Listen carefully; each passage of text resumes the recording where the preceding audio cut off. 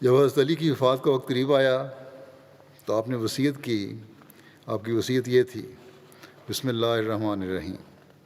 یہ وہ وصیت ہے جو علی بن ابی طالب نے کی ہے کہ وہ گواہی دیتا ہے کہ اللہ کے سوا کوئی معبود نہیں، وہ یکتا ہے، اس کا کوئی شریک نہیں، اور یہ کہ محمد صلی اللہ علیہ وسلم اس کے بندے اور رسول ہیں جنہیں اللہ نے ہدایت اور دین حق کر کے مبعوث فرمایا تھا، دین حق دے کر مبعوث فرمایا تھا،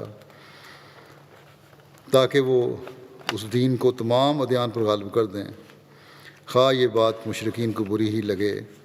یقیناً میری نماز اور میری قربانی اور میری زندگی اور میری موت سب اللہ رب العالمین کے لیے ہے، اس کا کوئی شریک نہیں، اور مجھے اسی کا حکم دیا گیا ہے اور مجھے اسی کا حکم دیا گیا ہے اور میں فرمان برداروں میں سے ہوں.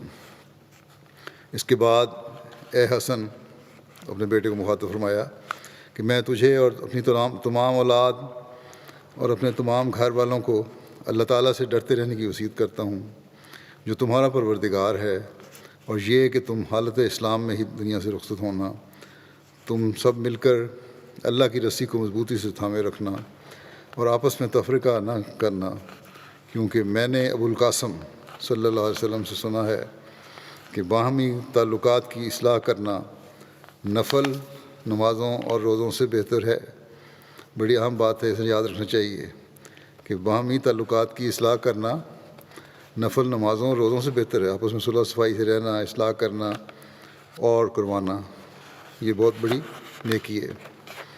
تم اپنے رشتہ داروں کا خیال رکھنا اور ان کے ساتھ حسن سلوک کرنا، اس سے اللہ تعالیٰ تم پر حساب آسان فرما دے گا. یتیموں کے معاملات میں اللہ سے ڈرنا، نہ تو انہیں اس بات پر مجبور کرنا کہ وہ اپنی زبان سے تم سے مدد طلب کریں، اور نہ اس بات پر کہ وہ تمہارے سامنے ضائع ہو جائیں. پڑوسیوں کے بارے میں اللہ سے ڈرو، کیونکہ وہ یہ تمہارے نبی صلی اللہ علیہ وسلم کی وصیت ہے.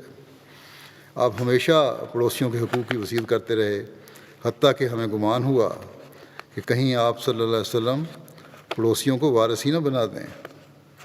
قرآن کے معاملے میں اللہ سے ڈرو، قرآن پر عمل کرنے میں کہیں دوسرے تم پر سبقت نہ لے جائیں. نماز کے معاملے میں اللہ تعالیٰ سے ڈرو، کیونکہ یہ تمہارے دین کا ستون ہے.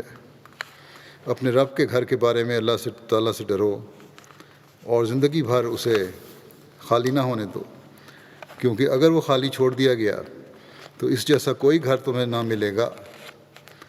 اور جہاد فی سبیل اللہ کے معاملے میں اللہ سے ڈرو اور اپنی جانوں اور مالوں سے جہاد کرو. اور زکوٰۃ کے بارے میں اللہ سے ڈرو، کیونکہ یہ رب کے غصے کو بجھاتی ہے.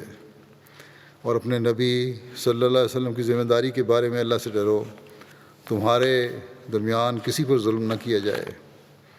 اور اپنے نبی صلی اللہ علیہ وسلم کے صحابہ کے بارے میں اللہ سے ڈرو، کیونکہ رسول اللہ صلی اللہ علیہ وسلم ان کے حق میں وصیت فرمائی ہے. اور فقراء اور مساکین کے بارے میں بھی اللہ سے ڈرو اور انہیں اپنے سامان معیشت میں شریک کرو. اور ان کے بارے میں اللہ سے ڈرو جن کے مالک تمہارے دانے ہاتھ ہوئے ہیں، یعنی ذمہ داری جن کی تمہارے سپرد کی گئی ہے، ان کے معاملات کے بارے میں بھی اللہ سے ڈرو. نماز کی حفاظت کرو. فرمایا اللہ تعالیٰ کی رضا کی خاطر کسی ملامت کرنے والے کا خوف مت کرو. اللہ تعالیٰ کی رضا سامنے ہونی چاہیے، بہت اہم چیز ہے. وہ خدا تمہارے لیے کافی ہوگا اس شخص کے خلاف جو تمہیں کوئی نقصان پہنچانا چاہے اور تمہارے خلاف بغاوت کرے. اور لوگوں سے نیک بات کہو جیسا کہ اللہ تعالیٰ نے تمہیں حکم دیا ہے. امر بالمعروف اور نہی عن المنکر کو نہ چھوڑو، ورنہ تم میں سے برے تمہارے حاکم بن جائیں گے. بڑی اہم بات ہے عمل بالمعروف اور نہی عن المنکر، نیک کاموں کو کہنا اور برے کاموں سے روکنا. اس کو ہمیشہ کاربند رہو، اس کو کبھی نہ چھوڑنا، ورنہ تم میں سے برے تمہارے حاکم بن جائیں گے. پھر تم دعا کرو گے مگر تمہاری دعائیں قبول نہ ہوں گی، جو آج کل مسلمان ملکوں کا حال ہے. ایک دوسرے سے رابطہ اور تعلق رکھو اور تکلفات کے بغیر ایک دوسرے کے کام آؤ. خبردار ایک دوسرے سے دشمنیاں نہ بڑھاؤ، نہ قطع تعلق کرو اور نہ تفرقہ کرو، اور نیکی اور تقوی میں باہم تعاون کرو، اور گناہ اور سرکشی میں تعاون نہ کرو۔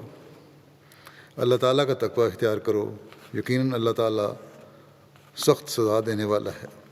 اے اہل بیت کے معزز افراد، اللہ تعالیٰ تمہاری حفاظت کرے اور تمہارے نبی صلی اللہ علیہ وسلم کی تمہارے ذریعہ حفاظت کرے، یعنی تمہارے نیک نمونے کے ذریعے رسول اللہ صلی اللہ علیہ وسلم گویا ہمیشہ زندہ رہیں۔ میں تمہیں اللہ کے سپرد کرتا ہوں اور تم پر سلام اور اللہ کی رحمت بھیجتا ہوں۔